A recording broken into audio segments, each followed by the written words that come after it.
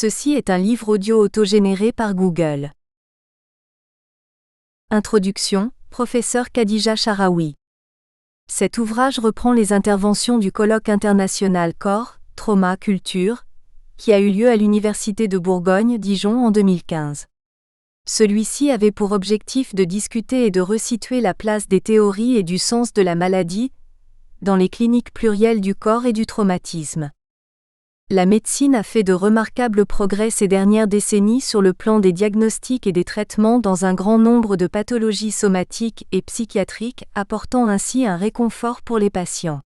Toutefois, elle reste encore aujourd'hui limitée par un modèle biomédical, hérité du XIXe siècle, qui la contraint à une centration sur la maladie au détriment du vécu et des représentations du malade. De nombreux travaux dans le champ des sciences humaines, anthropologie, psychologie, psychopathologie, sociologie, ont beaucoup à apporter dans ce domaine, car ils réintroduisent la place du sujet malade et tout particulièrement la question du sens de la maladie qui permet d'appréhender l'expérience et les représentations subjectives en soulignant que ces représentations s'inscrivent toujours dans un contexte culturel et social déterminé où discours profanes, sacrés, professionnels interagissent ensemble. Ces différents niveaux de co-construction du sens et l'articulation de ces différents savoirs représentent une donnée souvent négligée dans la compréhension des psychopathologies des patients, alors qu'elles représentent une dimension essentielle pour l'accompagnement thérapeutique et l'amélioration des parcours de soins des sujets. Nous souhaitons ainsi, à travers la publication de ces actes de colloque, partager avec les lecteurs la richesse et la pluralité de ce débat porté par plusieurs spécialistes issus d'horizons culturels et théoriques différents, et permettre ainsi le décloisonnement des idées et des théories au service de l'accompagnement du patient. Les contributions de cet ouvrage sont organisées en 4 parties. Dans la première partie, Corps et médecine, les auteurs discutent la manière dont le modèle médical s'approprie de manière exclusive la dimension du corps biologique et la nécessité d'intégrer les enjeux des vécus psychiques, individuels, familiaux et sociaux du corps afin de mieux appréhender la souffrance des sujets. Dans Médecine du corps, Psychologie du corporel, Pascal-Henri Keller propose une réflexion pertinente sur le processus d'investissement exclusif de la médecine pour le corps biologique dans la dépression, et sur la nécessité de se dégager de ce modèle pour appréhender les enjeux de la souffrance psychique et de la subjectivité. Nathalie Dumais dans Clinique du corps souffrant, une nouvelle ère en psychosomatique, nous invite à revisiter les représentations classiques des liens entre psyché et soma dans le champ des théories psychosomatiques. Elle insiste sur le besoin de considérer la pluralité des cliniques du corps et l'hétérogénéité des problématiques psychiques à partir des expériences cliniques. Dans le statut du corps en réanimation pédiatrique, Jean-Michel Coq insiste sur la fascination pour la dimension biologique et technique du corps en médecine et propose d'intégrer davantage les dimensions subjectives, relationnelles, fantasmatiques pour pouvoir traiter la souffrance des parents et des soignants. Dans Don d'organes et dépistage post-mortem, de la biopolitique des corps à la gestion des risques, Michel Castra et Jacques Rodriguez, dans une approche sociologique, traitent des enjeux du don d'organes pour la médecine, les familles et la société, et montrent que celui-ci n'est pas envisagé comme le résultat d'une démarche altruiste, mais comme l'issue contingente d'une véritable épreuve sanitaire. La partie 2, Représentation culturelle de la maladie et des soins ici et ailleurs, traite des représentations collectives et culturelles de la maladie dans différents univers culturels, France, Sénégal, La Réunion, Canada, Guyane française, et montre l'importance de ces représentations dans la compréhension et dans le traitement de la maladie en introduisant la question du sens et de la narrativité. Dans le chapitre 1, Les histoires des patients entre récits profanes et récits professionnels, Olivier Taïeb développe les relations entre les récits profanes des patients et les récits professionnels, à partir de la théorie narrative de Périqueur en montrant comment ces récits jouent le rôle de matrice de sens. Dans Conception traditionnelle de la maladie et des soins en pédopsychiatrie au Sénégal. Approche à partir de crises d'hystérie collective chez des adolescentes dans les lycées de Dakar, Idrissa Ba expose la coexistence des modèles traditionnels de la maladie au Sénégal et la manière dont les thérapeutes, formés dans une approche occidentale, articulent ces 2 modèles. Il montre que les conceptions traditionnelles viennent enrichir la pratique pédopsychiatrique moderne, en énonçant différents niveaux de signifiants. Jacques Brandibas et Margaret Appet dans Le système de soins traditionnel à l'île de la Réunion.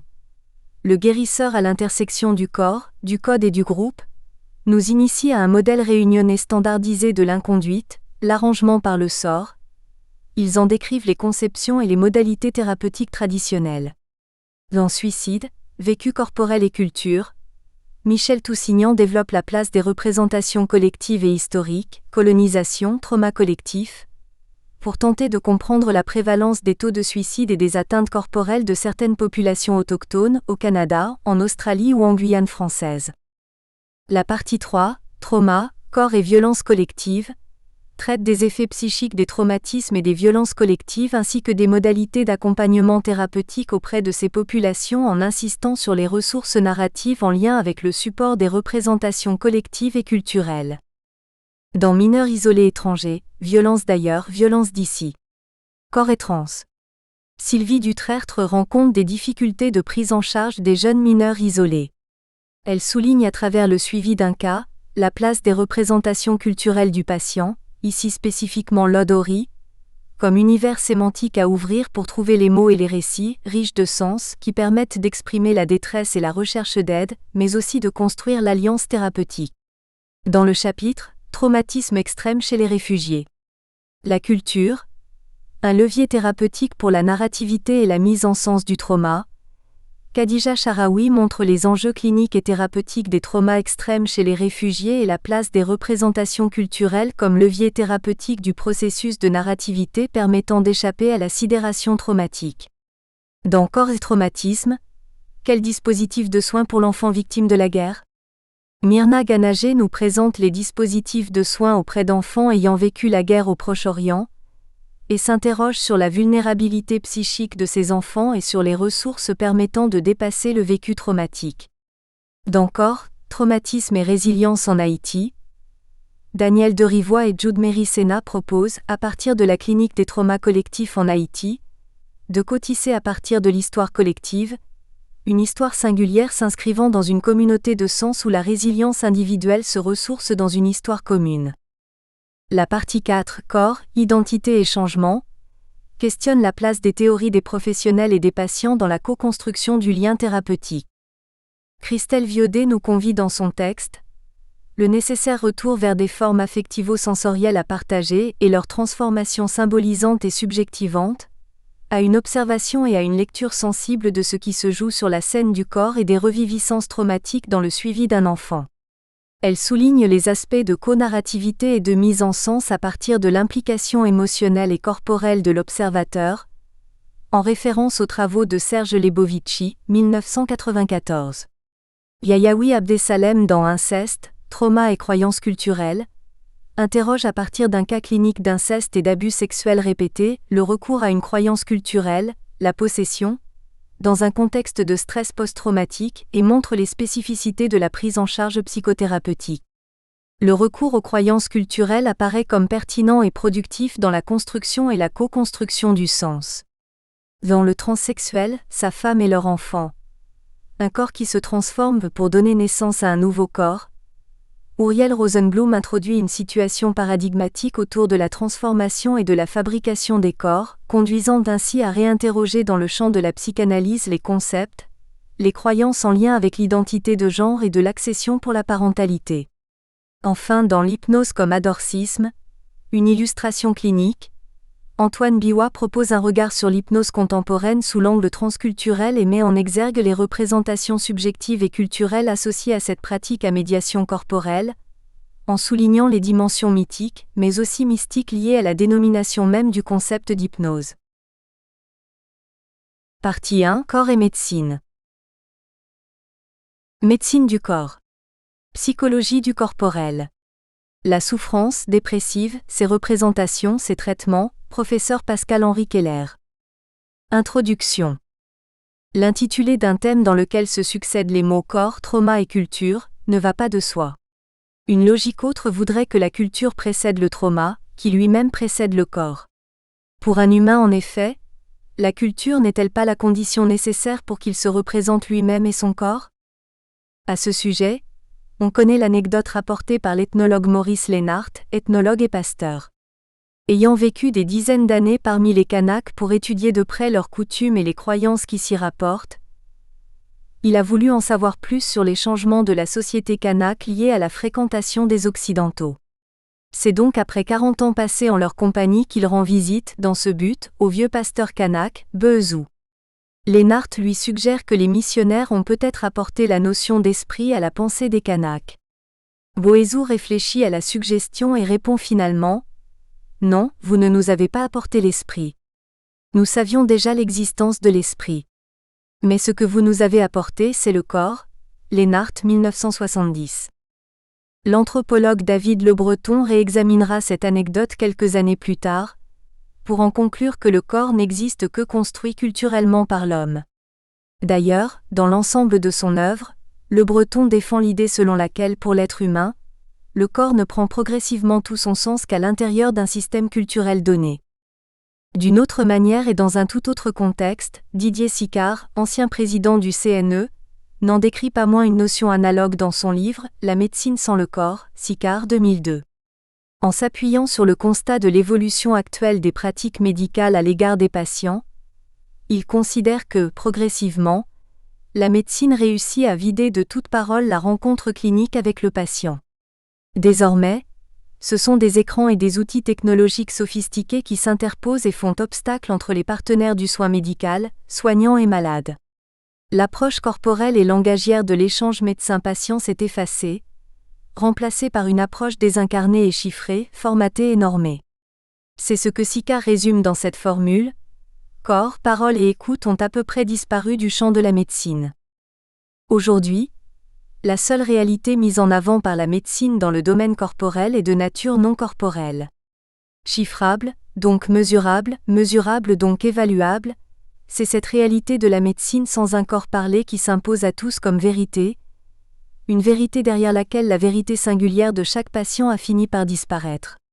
La subjectivité de la personne est rendue muette, condamnée à se taire face aux données objectives fournies par la médecine, que la société charge de dire la vérité du corps, de tous les corps. Dans un récent ouvrage collectif, Sharawi, Biwa et leurs collaborateurs montrent les efforts accomplis par les soignants de réanimation pour essayer de redonner précisément une place à la subjectivité, la leur comme celle des patients et de leurs familles, Sharawi et al., 2015. Dans ces conditions de soins extrêmes, les auteurs montrent à quel point il est difficile de faire entendre une autre voix que celle de l'efficacité instrumentale, de la performance technique, des données objectives imposées par la médecine high-tech au corps malade. La médecine maîtriserait-elle enfin pour toujours les différents rouages de notre corps ? A-t-elle finalement réussi à nous soulager des souffrances qu'il nous inflige au point que nous n'ayons plus à nous en plaindre ? Comme si c'était le cas, la médecine semble vouloir exercer sur nos âmes le pouvoir et la maîtrise qu'elle est parvenue à exercer sur nos corps. En effet, tout se passe comme si aujourd'hui, grâce aux méthodes de quantification et d'objectivation qui lui ont si bien réussi pour le corps, elle se décidait à les mettre au service de l'exploration des souffrances de l'esprit.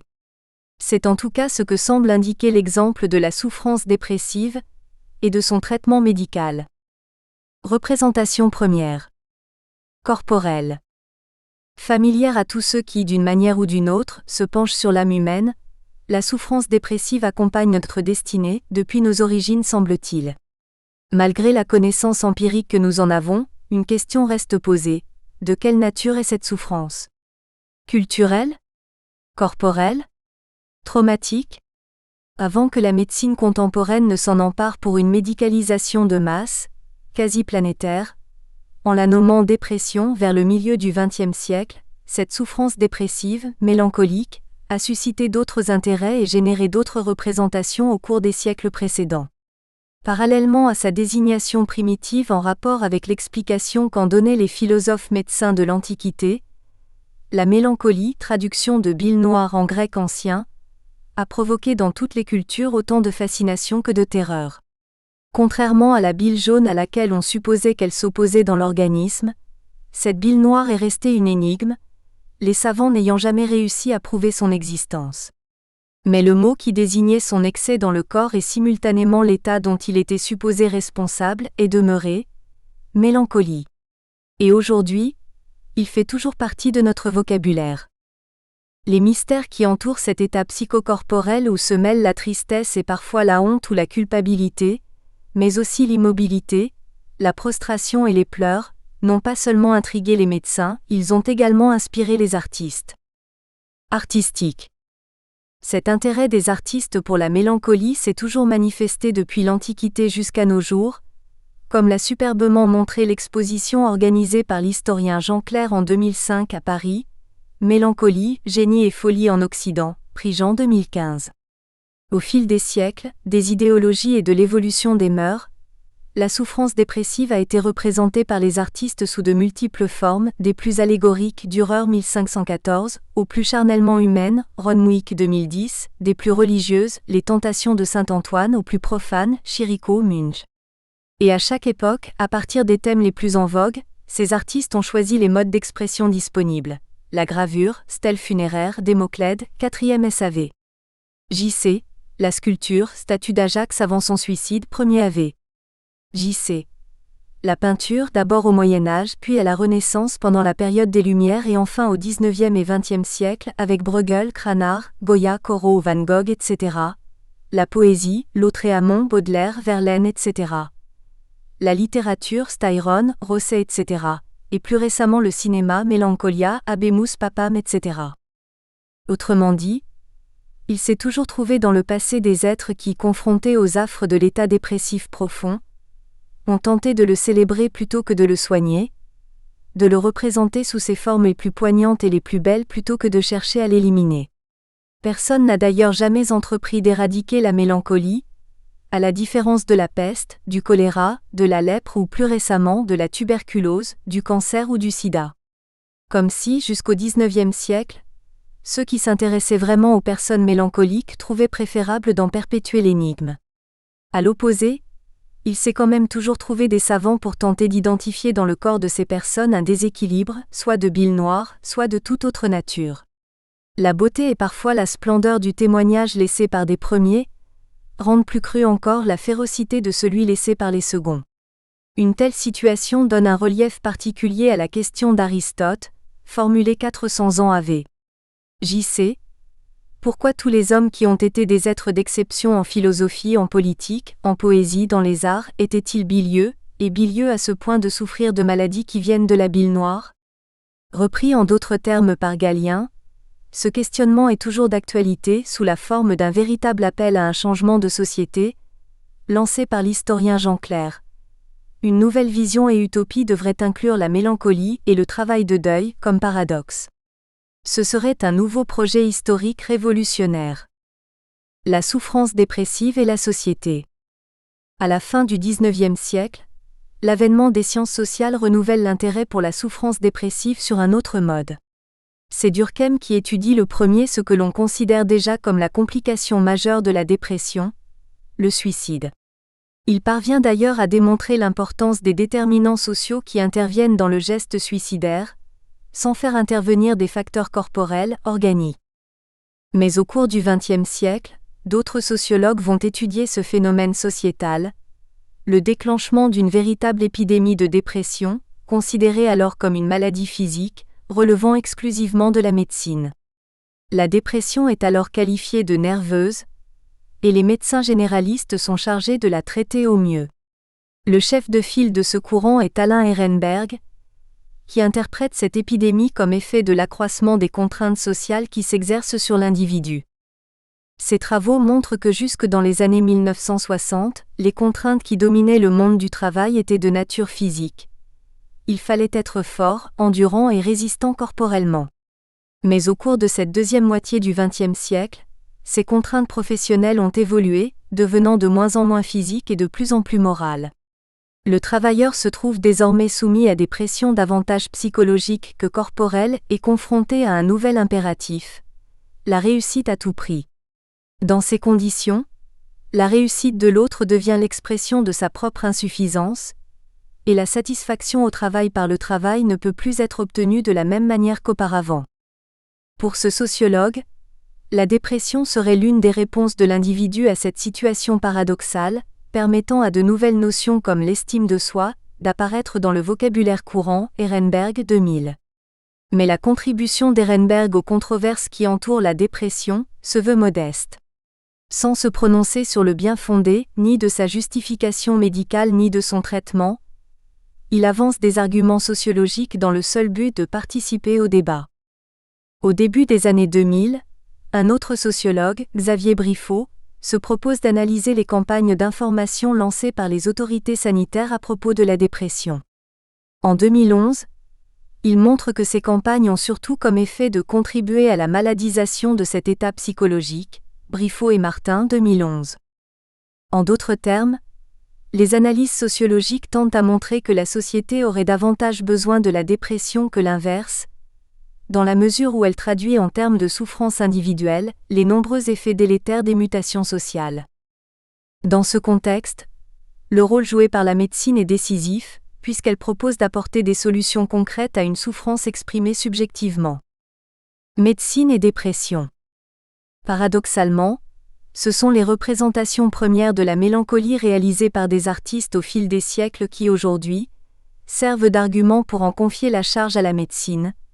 L'expression corporelle de la mélancolie, constante depuis l'Antiquité, ferait pour certains médecins office de preuve scientifique suffisante pour valider son origine corporelle.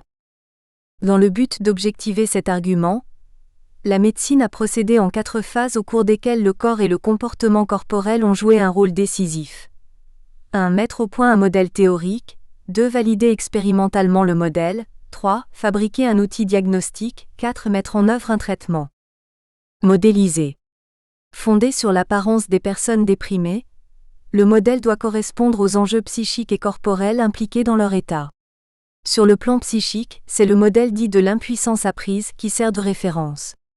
Mis au point en 1975 par le psychologue américain Seligman, ce modèle permet d'aborder l'état mental d'un individu déprimé comme conséquence de l'apprentissage d'une absence de contrôle sur son environnement. Valider. À partir de ce modèle théorique également appelé « modèle de la résignation acquise », de nombreux tests ont permis d'en valider la pertinence sur l'animal, dont les réactions sont considérées comme équivalentes à celles de l'être humain. Parmi tous ces tests, 2 sont particulièrement prisés des chercheurs, le Forced Swimming Test et le Tail Suspension Test. Le premier consiste à laisser un animal évoluer dans un bassin de nage sans issue. Dans le second dispositif, l'animal est simplement attaché par la queue et pendu sans possibilité de se détacher. Dans les 2 tests, l'immobilité de l'animal signe son passage à l'état déprimé. Du point de vue de l'expérimentateur, ce stade correspond à l'apprentissage réussi de l'impuissance ou de la résignation. L'expérimentation des effets antidépresseurs de différents produits à l'étude peut alors commencer, dans la perspective d'utiliser ensuite ces effets sur l'homme.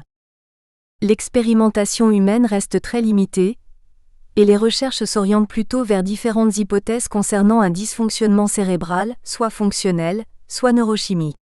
Ces travaux cherchent donc à identifier, soit les structures du cerveau responsables du dysfonctionnement supposé, soit les neurotransmetteurs éventuellement impliqués dans les manifestations dépressives. Dans les 2 cas, l'objectif est de pouvoir agir sur les hypothétiques zones cérébrales défaillantes qui seraient en cause dans l'état corporel, inhibition, et mental, dévalorisation, idées noires, honte, etc., des personnes déprimées. Diagnostiquer. Le contexte médical de ces recherches impose donc la mise au point d'outils diagnostiques qui, seuls, offrent aux fabricants de médicaments l'espoir d'une prescription possible des produits antidépresseurs qu'ils mettent au point. Depuis les années 1960, des échelles de dépression ont été progressivement construites et ce sont aujourd'hui les seuls outils validés qui, officiellement, permettent d'établir ce diagnostic. Les 3 échelles les plus connues et les plus utilisées sont l'échelle de Hamilton, l'inventaire de Beck ou BDI, la MADRS, Montgomery and Asberg Depression Scale. Ces outils se présentent sous la forme de questions, jamais plus d'une vingtaine, posées à la personne soupçonnée de dépression. Dans le cas du BDI, il s'agit d'un auto-questionnaire dont le patient lit lui-même les questions avant d'y répondre. Sur Internet, on trouve également d'innombrables autodiagnostics qui, à partir de 5 réponses seulement, prétendent évaluer l'intensité d'un état dépressif. Mais l'outil actuellement le plus utilisé reste le DSM, Diagnostic and Statistical Manual of Mental Disorders, régulièrement révisé depuis sa création et qui en est à sa 5e version. À partir du contenu de ce manuel, il serait possible de déterminer la nature de l'état déprimé de quelqu'un en fonction de certaines observations. Par exemple, devrait être considérée comme déprimée toute personne qui, depuis plus de 15 jours, présente des insomnies, une baisse d'énergie ou de la fatigue et des sentiments de perte d'espoir. Traité. La logique impose à cette approche corporelle et comportementale que les traitements proposés par la médecine pour soulager la souffrance dépressive soient de nature corporelle. Cure de sommeil, électrothérapie, sismothérapie, stimulation cérébrale profonde, médicaments antidépresseurs, thérapie comportementale. Psychanalyse de l'état déprimé, corporel et psychique mêlés. Depuis ses origines, la psychanalyse s'est penchée sur la souffrance dépressive humaine, et les pionniers ont progressivement édifié à son sujet une théorisation de cet état de souffrance psychique fondée sur leur pratique clinique. L'article Princeps en la matière est celui de Freud publié en 1917, intitulé « Deuil et mélancolie ». Selon Paul-Laurent Hassoun 2009, se trouve fondée dans ce texte une clinique analytique de la dépression, cette référence à des états hétérogènes sans unité clinique réelle, situés par Freud selon la double polarité, obsessionnelle et mélancolique. La seconde référence psychanalytique dans le domaine de la dépression est Melanie Klein, 1937, première psychanalyste à s'engager dans la prise en charge des enfants. L'hypothèse proposée par cet auteur concerne la succession de positions psychiques, adoptées par l'enfant, au fur et à mesure de son développement. L'une d'elles, qualifiée par Melanie Klein de position dépressive, correspond à la découverte par l'enfant de l'identité des êtres qui lui procurent leurs soins. Cette découverte suppose d'en passer, d'un côté par le deuil de son sentiment de toute puissance, et d'un autre côté par l'investissement d'un objet, qui demeurera pour toujours à la fois gratifiant et frustrant. D'une part, l'enfant perd l'illusion d'un monde organisé en fonction de ses attentes, dans lequel il croyait avoir identifié les bons et les mauvais intervenants, selon qu'il satisfaisait ou non ses besoins. D'autre part, il doit admettre sa dépendance à l'égard d'un être qui peut, alternativement et indépendamment de ce qu'il souhaite, le combler ou au contraire le priver, le frustrer. Les manifestations corporelles qui accompagnent la position dépressive, inhibition psychomotrice, affects douloureux, etc., expriment les difficultés de l'enfant à franchir cette période décisive de son existence psychique. Plus tard, Julia Kristeva 1987 puis Pierre Fedida 2001 apporteront leur contribution à la lecture psychanalytique de la souffrance dépressive en enrichissant ses premières élaborations. Si le corporel est présent dans l'ensemble de ces apports théorico-cliniques, la vie psychique s'y inclut en référence à l'hypothèse de l'inconscient. Et en définitive, l'état déprimé correspond à une phase nécessaire de la vie psychique qui accompagne les humains durant toute leur existence, et l'aspect corporel que revêtent parfois les périodes dépressives symbolise l'entrave psychique éprouvée par la personne concernée. Bilan. Malgré sa posture corporelle, reconnaissable entre toutes à travers les époques et les cultures, la personne déprimée souffre aussi des pensées qui occupent et hantent son esprit. Mais actuellement, l'orientation des prises en charge médicales qui lui sont proposées donne toujours la priorité au corps. Plus exactement, la conception largement partagée depuis plus de 50 ans par les médecins concernant l'origine de la dépression est celle d'un défaut de fonctionnement cérébral. Quant aux traitements médicaux, fondés sur cette hypothèse de la défaillance cérébrale, ils ne sont que depuis peu remis en question. Récemment, le monde de la dépression a présenté en quelque sorte son bilan dans la revue Nature, et il semble bien que globalement, ce bilan soit plutôt déprimant. Alors que l'épidémie de dépression ne cesse de s'étendre sur la planète et atteint des pays jusque-là préservés comme le Japon, les hypothèses concernant ces causes ne sont toujours pas validées et l'efficacité des traitements mis au point pour la guérir est remise en cause. Plus grave encore, l'innocuité des produits antidépresseurs parmi les plus connus est contestée, obligeant certains laboratoires à s'en expliquer devant la communauté scientifique. C'est ainsi qu'en cas de consommation de produits antidépresseurs, il est désormais établi que les risques de passage à l'acte avec atteinte corporelle sur soi ou sur autrui sont réels. Moore 2010. Certains scientifiques considèrent même que d'une manière générale, consommer des antidépresseurs fait plus de mal que de bien. Gotch 2014. Enfin, Différentes prises de position commencent à se faire entendre sur le plan de l'éthique, comme Charlotte Bliss, 2013, qui considère comme contraire à l'éthique que les praticiens persistent à donner à leurs patients des explications erronées et simplifiées à l'extrême au sujet de la dépression et de ses traitements. Bibliographie. Hassoun Place, 2009, Dictionnaire des œuvres psychanalytiques. Paris, PUF Bliss CH, 2013, The Duty to be Well Informed, The Case of Depression Gmed Ethics. Briffaut X et Martin O, 2011, Déprimé par les nombres, le façonnage statistique et psychométrique des dépressions contemporaines. Sociologie et société, volume 43, numéro 2, 2011, pages 67 à 89. Sharawi K, Laurent A. Biwa, Capellier G, Queneau J.P. 2015, Vulnérabilité psychique et clinique de l'extrême en réanimation. Paris, Duno. Ehrenberg A. 2000, La fatigue d'être soi, Odile Jacob. Fedida P. 2001, Des bienfaits de la dépression. Éloge de la psychothérapie, Odile Jacob. Freudès, 1917, Deuil et mélancolie, in métapsychologie, Paris, Gallimard, 1968. Gotch P.C. 2014. Wayesing Antidépressant Cause More Harm Than Good, Lancet Psychiatry, 1 sur 186. Hiroyuki, 2013. A New Robotic Help Create Models of Depression in Labra. Waseda University Japan in Advanced Robotics. Klein Monsieur 1937, La psychanalyse des enfants, Paris PUF 2009. Kristeva-J 1987, Soleil noir. Dépression et mélancolie, Paris, Gallimard. Lénart Monsieur 1970, La structure de la personne en Mélanésie STOA. Edith Sioni. Mourte Esperlu et al., 2010, Prescription Drugs Associated with Report of Violence Toward Others, PLOS 1 5, 12, E15337. Prigent H 2005, Mélancolie. Les métamorphoses de la dépression, Gallimard. Sicardé 2002, La médecine sans le corps, une nouvelle réflexion éthique, Ed Plon. Starobinski J 2012, L'encre de la mélancolie, Paris, Seuil. Clinique du corps souffrant, une nouvelle ère en psychosomatique, professeur Nathalie Dumais. Ce chapitre propose de contribuer à repenser ce qu'on peut appeler, après JK1, 1990, le champ psychosomatique en psychanalyse, soit ce que nous proposons de résumer sous le titre « Nouvelle ère en psychosomatique », tant il s'agit bien de redéfinir les contours sinon les objets et réalités cliniques spécifiques de ce champ. Nouvelle ère, donc, mais également nouvelle ère, car il s'agit bien aussi d'une invitation temporelle à renouveler, à nuancer sinon complexifier, dans le champ psychanalytique, les représentations et hypothèses de compréhension des liens possibles existant entre psyché et soma. Quelle place justement existe-t-il pour le corps en psychanalyse ?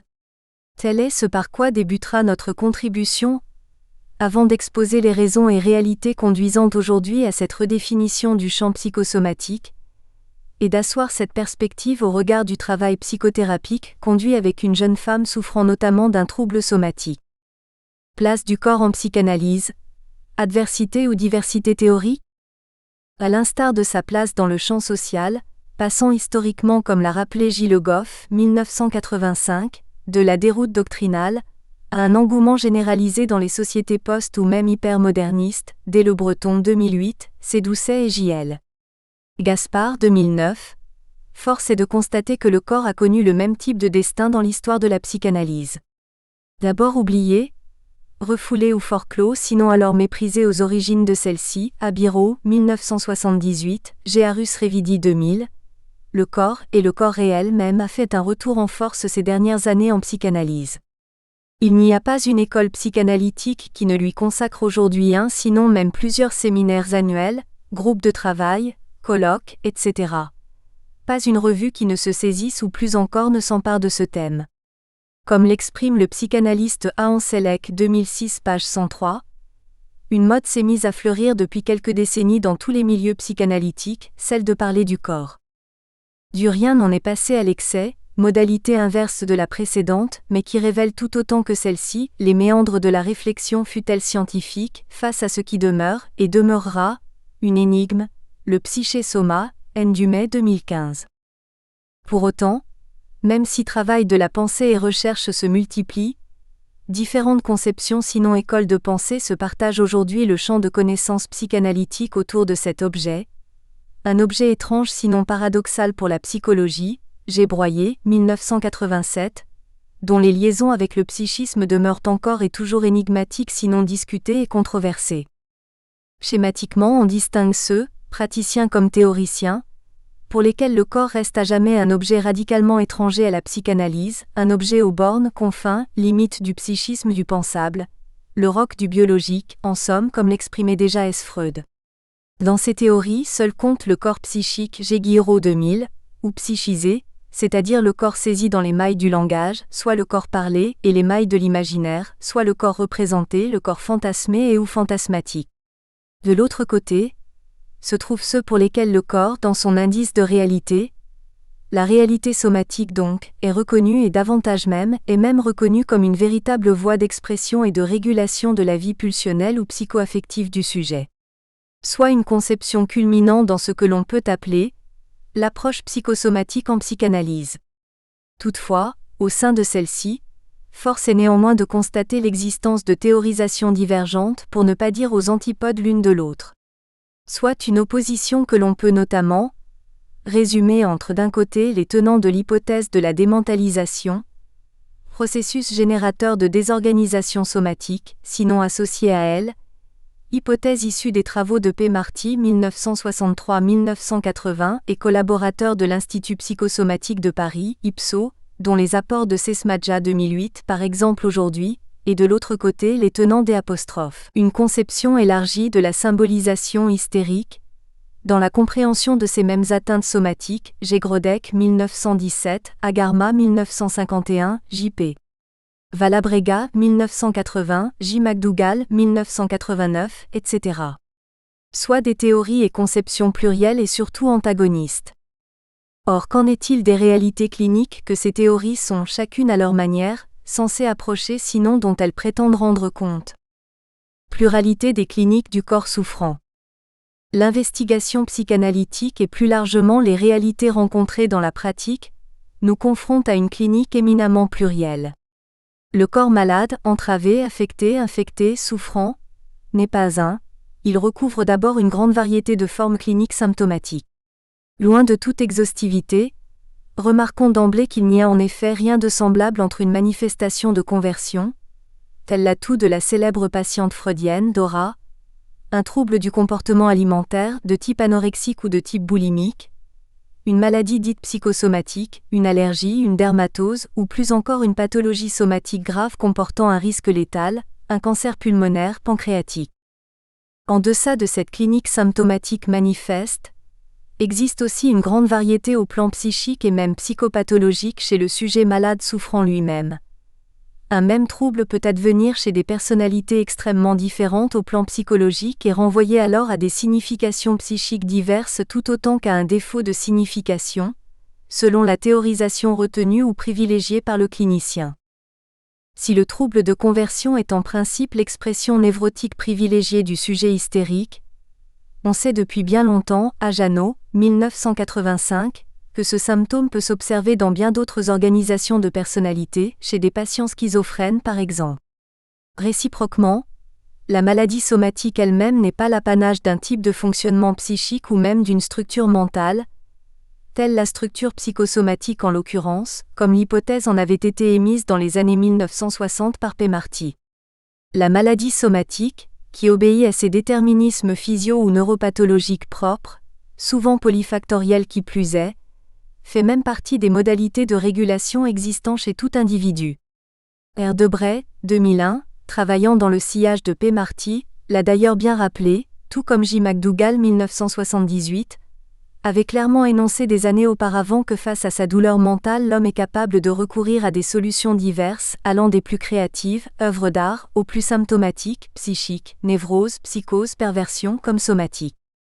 Par ailleurs, et c'est sans doute ce sur quoi il convient d'insister plus encore aujourd'hui, un même trouble peut revêtir selon les individus et même chez un même sujet, une multitude de significations.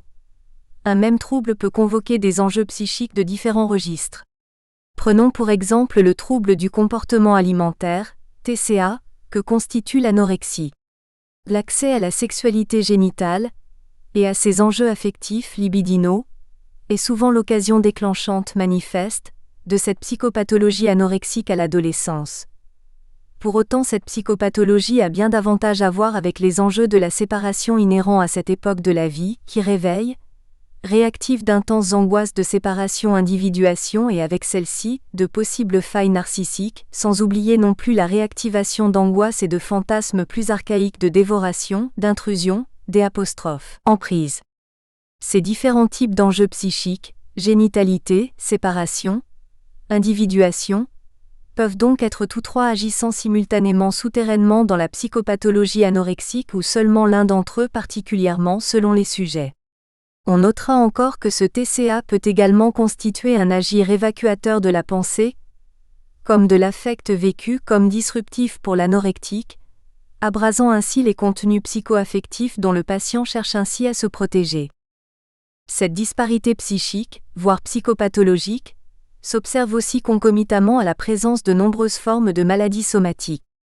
Celles-ci ne s'accompagnent pas toujours, de toute la sémiologie psychique blanche ou déficitaire telle que P. Marty et collaborateurs de l'IPSO ont pu la décrire, l'observer chez certains malades. En effet, la clinique somatique peut s'associer avec des paysages psychiques variés, riches. Elle peut convoquer des fantasmes et des angoisses de différentes natures, telles les somatisations limites, décrites par exemple par V. Mazeran et S. Olindo-Weber, 1989, dans lesquelles domine une problématique originaire chez le malade, ou telle encore la problématique de l'hystérie archaïque, mise en évidence par J. McDougall, 1982-1989, justement dans certaines formes de somatisation, dans lesquelles l'atteinte somatique traduit une lutte pour la survie psychique. Cette hétérogénéité psychique n'est-elle pas alors le signe sinon un appel indéniable à la nécessité en psychanalyse aujourd'hui, au XXIe siècle, dans nos contrées occidentales notamment, de repenser le champ psychosomatique? Cette diversité des situations cliniques dans lesquelles le sujet souffre dans son corps, au demeurant de manière extrêmement variée sur le plan manifeste, est telle que la médecine peut en rendre compte, tout autant que les diverses souffrances subjectives susceptibles de transiter par la voie du corps, de s'actualiser à travers celui-ci, à la faveur d'une psychopathologie dont l'expression est corporelle ou à la faveur des apostrophes. Une réelle pathologie somatique amène bel et bien à repenser le champ psychosomatique, à redéfinir ses contours tout autant que les réalités, physiques et psychiques, qu'il englobe et propose d'éclairer. Une nouvelle ère en psychosomatique. Plaidoyer pour un nouveau champ psychosomatique ou l'espace des corps en acte. En effet, loin de se restreindre aux seules maladies somatiques lésionnelles, JK1 1990, le champ psychosomatique, ce nouveau champ peut être redéfini comme l'espace des corps en acte, Perroman N. Dumay 2009. Cette formulation des corps en acte désigne l'ensemble des situations cliniques dans lesquelles le corps ou plutôt les différents corps du sujet, à savoir corps réel, mais aussi corps érogènes et corps fantasmatiques, sont engagés, mobilisés, sont agis, certes peu ou prou selon les situations justement, soit des corps agis qui véhiculent et sont à cet égard l'expression d'émotions subjectives qui habitent l'individu. Ces corps agis sont de ce fait révélateurs de ce qui anime le sujet, au plus profond de lui, sans qu'il ne soit pour autant conscient de ses vécus. Ces motions subjectives sont elles-mêmes hétérogènes, c'est-à-dire plurielles et variées, allant selon les sujets et même selon les moments chez un même individu, des enjeux les plus névrotiques de la personnalité, ce que l'on retrouve dans les mises en acte névrotiques, tels par exemple le symptôme de conversion hystérique, aux enjeux plus narcissiques, limites et ou archaïques, lesquels font des apostrophes ordinaires ou aussi le lit de la psychose, sans oublier encore des contenus ou vécus plus traumatiques, plus impensés, soit des contenus inconscients à mentio selon la terminologie de C2Jour 2001. Ces diverses déclinaisons cliniques du décor malade, souffrant, ces différents corps en acte convoquent, mobilisent respectivement des contenus psychiques et des vécus affectifs allant des plus représentés pour les uns, aux plus irreprésentables ou impensables, pour les autres, soit encore, pour les uns, des contenus des plus accessibles ou mobilisables psychiquement et donc dissibles, ou susceptibles des apostrophes, advenir chez le sujet assez facilement par la voie psychique et langagière, et pour les autres des contenus plus souterrains, encryptés, clivés, innommables et non communicables, sinon peut-être à la faveur des mots du corps, de ce langage qui emprunte d'autres voix, d'autres formes telles des signifiants formels peut-être. Déclinaison clinique des corps en actes. Sur le plan clinique, on peut ainsi décrire sinon découper la réalité clinique en 3 grands paradigmes cliniques, au moins. Il s'agit bien sûr ici d'un artefact, mais bien utile pour se doter d'outils de pensée des réalités cliniques plurielles rencontrées dans la pratique clinique. Soit des paradigmes cliniques dans lesquels le corps est respectivement mis à mal, mobilisé, agi, ainsi que nous proposons de le dire, agi au sens d'habiter, marqué, affecté, infecté, effracté même parfois, de manière toutefois singulière. En effet, ces corps en acte, ces agis dus dans le corps mobilisent différentiellement tant la réalité somatique que la vie psychique et l'imaginaire du sujet singulier sans oublier son dynamisme pulsionnel, sexuel de vie, sexuel de mort. Ainsi, si l'une des bornes du nouveau champ psychosomatique, ici proposé, est constituée par la clinique névrotique, dont le trouble de conversion est sans doute le représentant paradigmatique de certains liens psyché-soma, confère fameux saut du psychique dans le somatique, selon Freud, car le trouble de conversion acte et représente dans le corps l'imaginaire oedipien, le désir sexuel inconscient du sujet, et si à L'. Autre extrémité, autre borne de ce champ, on peut sans doute placer le trouble psychosomatique tel que défini par P. Marty, soit l'existence d'une maladie somatique assortie d'une sémiologie psychique blanche, de processus psychiques déficitaires. Il convient toutefois d'envisager entre ces 2 bornes extrêmes l'existence et la place de nombreuses autres formes d'agir, soit un 3e paradigme clinique constitué lui de formes d'. Agir corporels, comportementaux et même somatiques, allant quant à eux mobiliser différentiellement la vie et l'activité psychique du sujet, dans ces registres donc, les plus divers, engageant respectivement ou simultanément en jeu de la castration, de la séparation, de l'individuation. Une observation clinique va nous permettre d'explorer ce modèle. Mademoiselle X, une clinique psychosomatique singulière.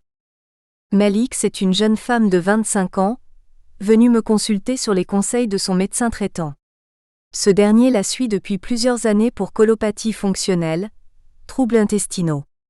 Les divers traitements, dont des anxiolytiques, sont restés inefficaces. La patiente présente en fait des diarrhées et se plaint de maux de ventre, surtout le soir au moment d'aller se coucher.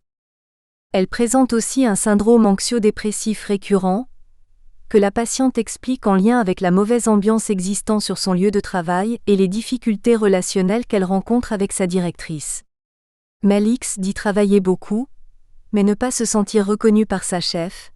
Elle se plaint également de harcèlement moral de la part de celle-ci, une femme qu'elle décrit comme froide, autoritaire et méprisante n'ayant jamais une parole aimable avec quiconque. Parlant des rapports avec sa chef, Mel X enchaîne sur les relations avec les membres de sa famille. Sa mère d'abord, avec laquelle la patiente dit n'avoir, je cite, jamais eu de bons rapports. On se voit de temps, dit-elle, mais ça ne va jamais. À chaque fois ma mère a quelque chose à redire sur ma tenue, ma coiffure, mon comportement, mon poids. Mel X est pourtant très mince, ça ne va jamais, ajoute-t-elle encore, à croire que je fais tâche à ses yeux. Mais bon, je fais avec, conclut-elle sur le ton du dépit raisonné. Elle n'a pas connu son père, lequel serait selon sa mère parti avec une jeune femme très peu de temps après sa naissance. Elle n'en sait guère plus sauf qu'il a quand même vécu quelques mois avec sa mère et ses 2 sœurs, de 6 et 4 ans ses aînées jusqu'à son arrivée. Il ne l'a pas reconnue, contrairement à ses 2 sœurs, et n'aurait jamais cherché à entrer en contact avec elle, précise encore la patiente. Elle non plus n'a jamais cherché à le voir, se contentant des photos à sa disposition, en l'occurrence des photos de sa mère avec lui, lorsqu'ils étaient jeunes en vacances l'été sur la plage. De toute façon, elle ignore où il peut bien se trouver. Elle l'imagine parti à l'étranger, en train de se faire dorer la pilule au soleil. Ses 2 sœurs n'ont de leur côté plus aucune relation avec lui. Mel X se plaint également dans le premier entretien de taches blanches sur la peau. Il s'agit de vitiligo, maladie de l'épiderme, caractérisée par des taches blanches qui apparaissent et s'étendent dans différents endroits du corps. Elle en a déjà présenté à l'adolescence et cela revient maintenant, dit-elle. Les taches se localisent sur les bras et surtout sur le haut du dos. Elle exprime spontanément ne pas comprendre d'où cela vient, mais en être très gênée, surtout dans sa relation aux autres, notamment avec son petit ami. Nous espérons que vous avez apprécié cet aperçu. Pour continuer à écouter ce livre audio sur Google Play Livres, utilisez le lien dans la description de la vidéo.